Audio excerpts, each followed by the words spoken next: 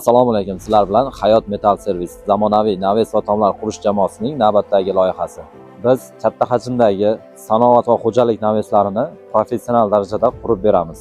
Omborlar uchun, yuk va texnika mashinalari uchun, ishlab chiqarish maydonlari uchun, fermalar, zavodlar va kichik sexlar uchun zamonaviy naveslar qurib beramiz.